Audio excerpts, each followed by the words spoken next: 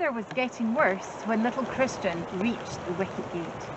But as he got closer, he could read words on the gate that said, "Knock, and it shall be opened unto you." That's just what Evangelist said, thought little Christian. Then he heard a voice. "Who is this little child?" "I am little Christian," replied the boy. "May I come in?" "Have you come from the city of destruction?" asked the man, whose name was Goodwill. "Yes, and I wish to go to the king." Then Goodwill opened the gate quite wide and took little Christian by the hand.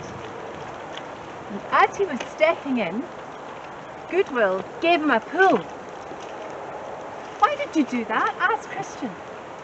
And Goodwill answered, "The wicked prince has a castle very near to this gate, and when he sees anyone leaving his country and entering the way of the king, he commands his soldiers to shoot arrows at him."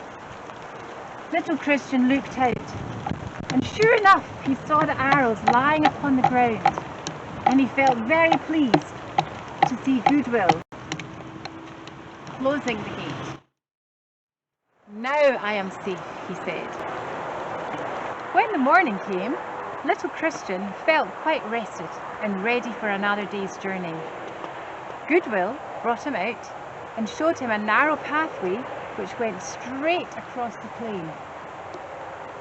"Are there any turnings?" asked Christian. "How shall I know if I come to a place where there are two roads?" "The way of the king is always quite straight," said Goodwill, "and all the paths that lead out of it are crooked. And the wrong paths are generally wide, while the right path is narrow. If you look carefully, you will not mistake it." "I wonder whether you could unfasten this burden for me," asked little Christian. Just when he was about to say goodbye, "I could walk so much better without it." "I cannot do that," said Goodwill. "You must carry it patiently until you come to the cross, and there it will fall off, and you will never see it again." "Oh, how glad I shall be," sighed little Christian. "Are there any other houses on the way besides this one?" "Yes, about the middle of the day you will pass the house of the interpreter. He is very kind, and if you ask to see him, he will show you and tell you many wonderful things." "Okay then. Thank you so much, Goodwill."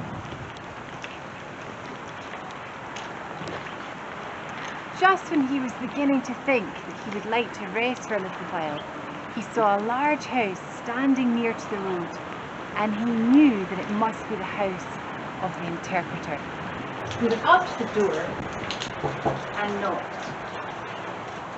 And presently, a servant came to ask what he wanted. "I'm a little pilgrim," he said, "on my way to the king's city. I stayed at the wicket-gate last night, and Goodwill told me that the master of this house is his friend. May I speak to him?" The servant went back and called his master, and soon the interpreter came out. He was an old man with a tall figure and a long white beard, and Christian thought he looked very wise. He put his hand on the child's head, saying, "What can I do for you, my little boy?" "Goodwill told me I might come to see you," he asked. The interpreter smiled. "Goodwill is my friend," he said. "Are you one of the king's little pilgrims? Come in, and I will find things to show you and things you'd like to hear about." He took Christian's hand and led him into the hall, where the servant was still waiting. The interpreter asked for a lamp, and when it was brought to him, he opened the door of a large room. Curtains were drawn before the windows, but the light of the lamp filled all the room with brightness. On the wall opposite to the door hung a picture, and when little Christian saw it, he clasped his hands and stood quite still. It was the picture of a man whose face was more beautiful than anything which little Christian had ever imagined. He was walking over a mountain path. All around him, among the rocks, grew briars and thorns, which had torn his garments in many places, and his feet were bleeding, for the rough stones had wounded them. In his arms he carried a little lamb. It was tired and had laid its head upon his shoulder, and he was looking down on it with gentle, loving eyes. Underneath the picture, in letters of gold, were written the words, "He shall gather the lambs with his arm and carry them in his bosom." "Was the lamb lost?" asked little Christian. "Yes," replied the interpreter, "lost and ready to die. Do you not see how tired it looks, and how its fleece is torn and soiled?" But the good shepherd heard its cry, and he never rested until he had found it. And then he brought it home in his arms. "It must have been a hard path," said little Christian. "The stones had cut his feet." It was a very hard path, but he did not mind that, because he loved his little lamb. I have shown you this picture first because the Good Shepherd is our King's own dear son.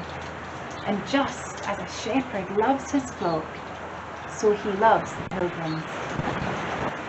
The little pilgrims are like the lambs. You can think of this when you are sad or frightened, and remember who is watching over you. "I'm a little pilgrim," said Christian, looking up at the interpreter. A little pilgrim and a little lamb in the flock of the Good Shepherd.